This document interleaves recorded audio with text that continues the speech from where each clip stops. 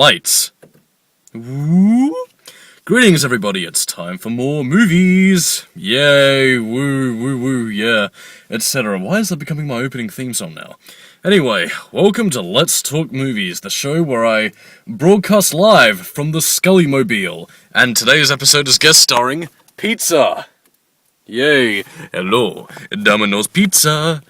But yeah, we're not here to talk about pizza today, because we're here to talk about Ghost in the Shell, the 2017 movie. Yeah, this one I actually kind of saw on a whim, and again, I had no intention of seeing this movie. That was until I caught like a brief glimpse of one of the trailers on TV, and again, it was really short, and the trailer actually kind of cut off into The Simpsons, so take that what you will. But what captivated my attention was the cyberpunk look of it all, and again, like, before anybody says anything, I was well aware of what Ghost in the Shell was, being the big Matrix fan that I am, and again, I think part of the reason why I wanted to see this movie initially was because I kind of figured, okay, well, I think we're a couple years off before, somebody gets into their head to remake The Matrix, and again, the original 1995 anime movie was one of the things that directly inspired The Matrix, so, okay, I'll bite, I'll go see this movie. Now, unlike a lot of other times this year when I went off to see movies which, have been adapted from, a bunch of different source materials, again, unlike last time where I just went in completely blind with no expectations, this time I went off and saw, like, literally last night before I went off and saw the movie,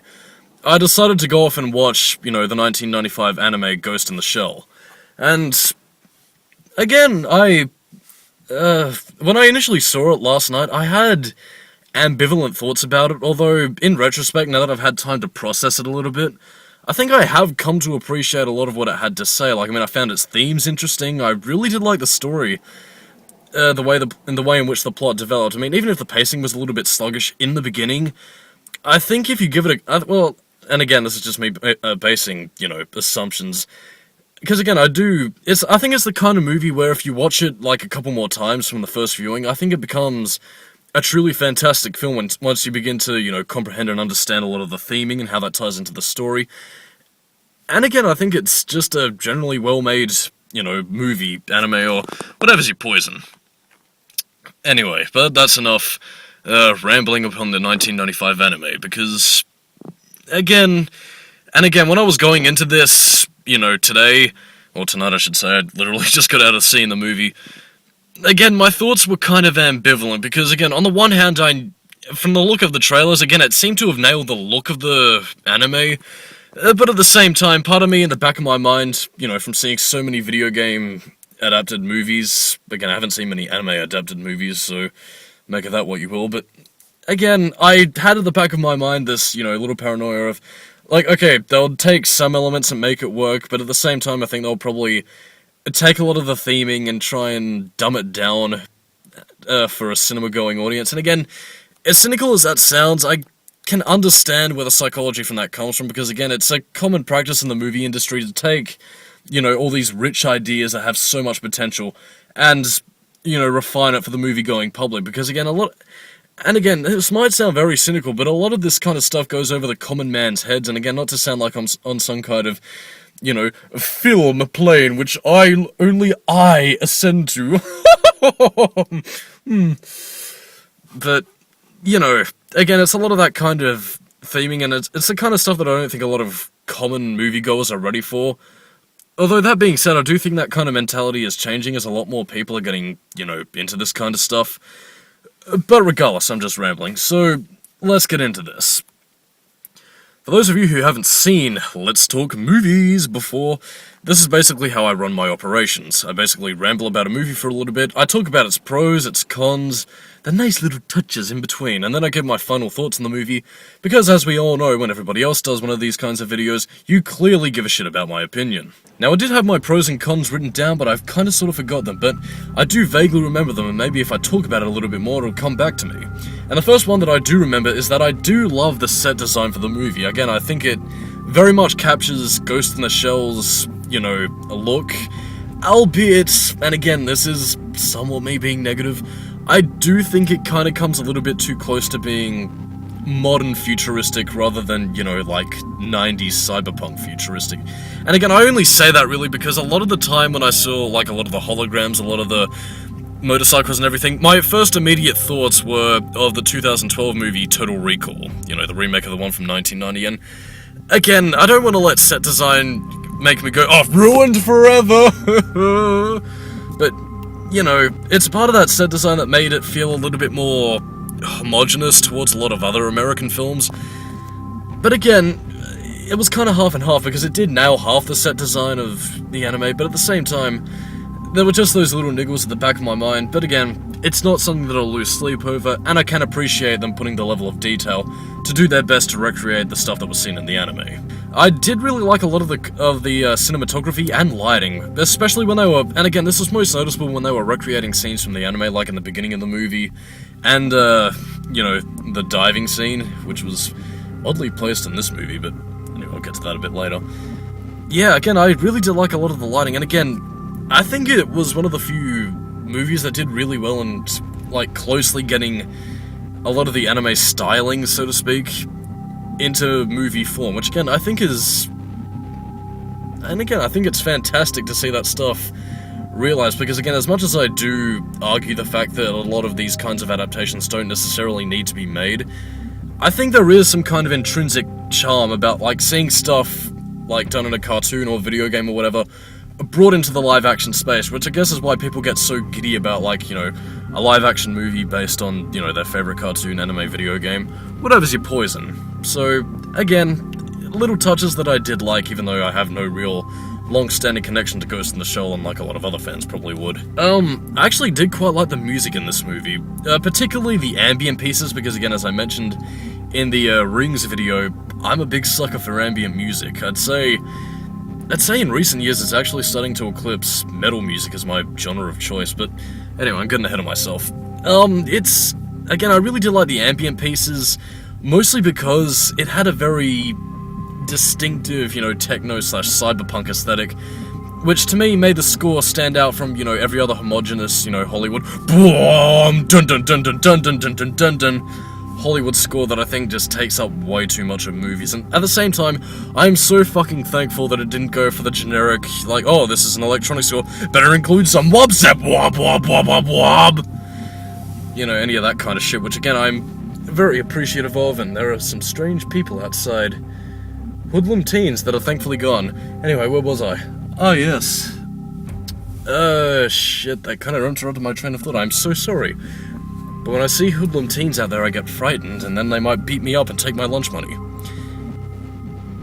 But anyway, if I could sum up my thoughts, yes, did like the score a lot. That's pretty much all I got. Sorry, those hoodlum teens just distracted me. Okay, they appear to be going the fuck away right now. God, I'm so sorry for that interruption. I'm just fucking a nervous wreck when it comes to recording in the dark, because I'm scared that hoodlum teens will beat me up. And again, now we're getting into the negatives, which again, I didn't really have very much of, but again, I still will share what few I did have, and again, I'm not sure whether or not this comes purely from the fact that I'm comparing and contrasting this to the anime, or if it's just something of my own, you know, brain, because again, I do think I probably would have genuinely had these problems, even if, you know, I'd just seen this movie on its own. So, again, my first problem with this movie, and again, this is my third point, but that's the only one I can remember currently, actually no, it was my first point, because I now remembered it, is that a lot of the theming, like a lot of the themes from the original Ghost in the Shell, which again, I thought were really intriguing in the way in which it tied into the story and how it played out in a very cohesive way. The theming in the 2017 movie felt, and again, I mentioned this way earlier, but it felt dumbed down. Like, again, it sounded as if, you know, when they were making this movie, that they saw that they did take a lot of the themes, but they were like, okay, we have all these themes and they're very interesting, but how can we dumb it down so, you know, your average cinema audience member can understand it? And I feel like they took that thought process and kind of dumbed it down from, you know, what was once a struggle with, you know, identity, with, you know, passing on one's genes in many respects, which actually kind of reminds me of Metal Gear Solid, and, you know, again, like a lot of psychological and philosophical questions, and it kind of, and again, to use the Hollywood term, refined it into what was essentially, what does it mean to be human? Am I human? Is anything human? Are even you human, viewers? I do not know. You do not know. And again, I would criticize this movie for being a tad pretentious in how shallow its theming was, but it tried to pick itself up as something deep and mystical. But at the same time, I think the movie was kind of respectful on that front, is that even if it was a little bit shallower than the, anime, I still think that it wasn't exactly, heavy-handed in, this means to be human, look at all the human-y stuff going on, yes, it is human, feel things, viewer, you are our slaves. And again, so, while I do view it as a negative that it didn't quite get a lot of the same kind of themes portrayed in the movie, I can understand why they did so for the sake of an audience, and in a general sense, at the very least it wasn't trying to, hammer it into your brain that this is deep and impactful, and all that kind of stuff. And my second point of criticism, although this does kind of relate to the first one, and again, even though I do say that the theming was a little bit more dumbed down, even though I don't think that it ruins the experience overall, there is something to be said about how some of the themes in the original Ghost in the Shell tying into the narrative,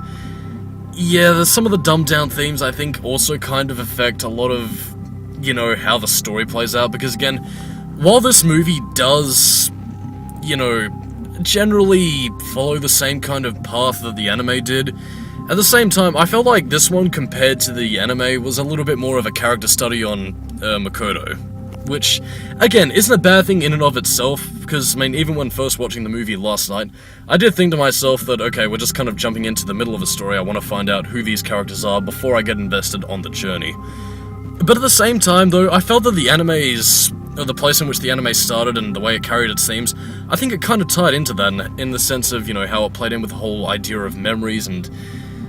the sense of identity that the anime was trying to get across. However, as for the movie, while I can understand why they would go for more of a personal route, in the same sense to get the audience members connected to the main characters, I think as a result of some of the dumbed-down themes, I don't think it necessarily translated itself as well to get you to connect to the characters, because, and again, it's the same kind of criticism I really held towards the Silent Hill movie, is that it tried to mishmash something of its own, combining it with, stuff from the original source, and I just don't think the two melded that well together. And again, a lot of that was kind of poignant towards a lot of the, Puppet Master stuff, or, as they call him in this movie, Kusi. I'm pretty sure I might be misremembering that. Because again, I might be misremembering from the anime too, but, in the original anime, a lot of his, well, again, I'll get into character motivations in a point after this, but again, a lot of I might be spoiling the ending of the anime as well, just to get my point across, but in the end of the movie, the Puppet Master's goal was, again, or at the very least from my understanding, was to procreate life as a means of, survival. And not necessarily survival for him, but rather a sense of succession, the same way that humans bear their offspring as children by merging, his programming with Makoto's to create a child, which,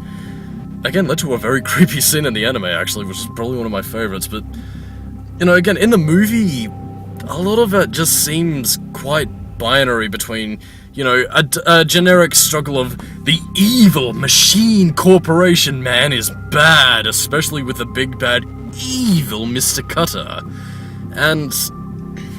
again, while I can see this being done,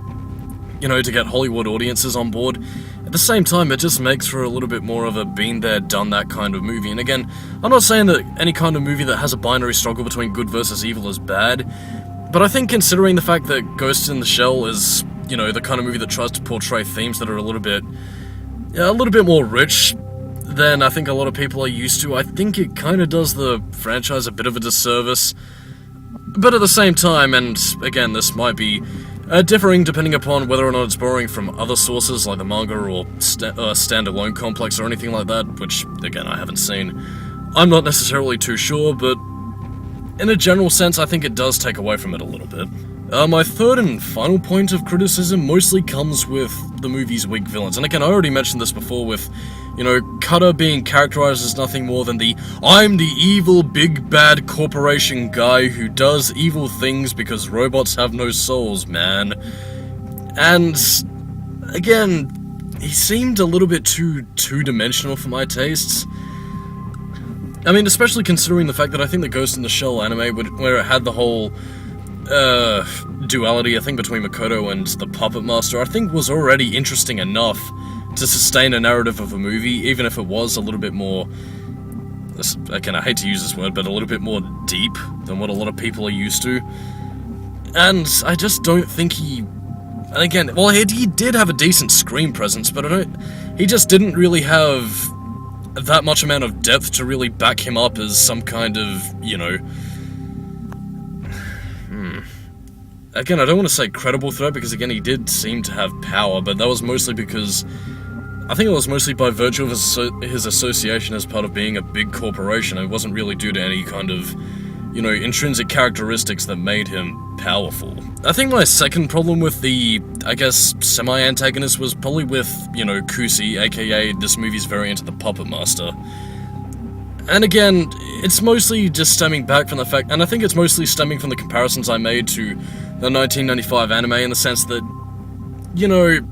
his character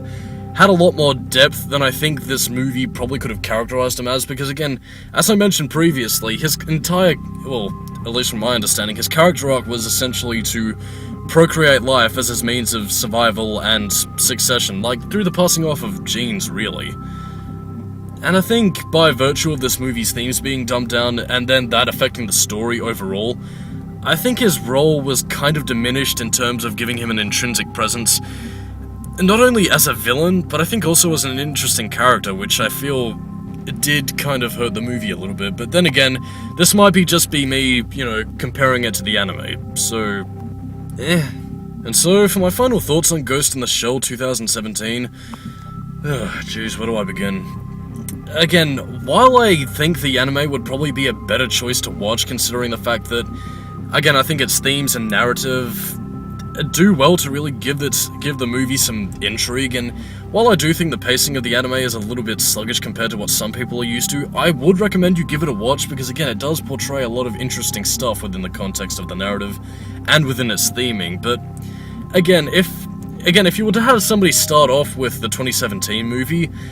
I think it does a decent enough job in, you know, giving people a taste of the aesthetics, you know, the world, and even to some degree some of the characters of Ghost in the Shell. I think it might do well to have them say, oh, well, I enjoyed this 2017 movie Ghost in the Shell, maybe I'll give this 1995 anime a watch. You know, and again, ultimately, I think that will probably lead to somewhat of a reinvigorated interest, or at the very least, allow some people to get their feet wet into the series. But ultimately, I think this movie is okay. Again, I think it probably could have done a better job in... And again, this mostly just goes down to me thinking that, again, if it did have the balls to portray the same kind of themes and a similar narrative to the anime, I might be asking too much when I say that, but if it could have done that, then I think this movie probably would have been a little bit more, whoa, man, this is a movie you have to watch. But again, if you're looking for something interesting, this movie has kind of been there, done that, so this movie is okay. There's my final thoughts. So on that note, I'm Skully, keep it new metal. I have pizza right here, and I'm going to eat it when I get home. Catch you on the flip side. Don't know when I'll be doing another one of these, since I think the only other movies that I really feel like watching is Sword Art Online Ordinal Scale, or possibly Transformers The Last Night, so I'll see you then.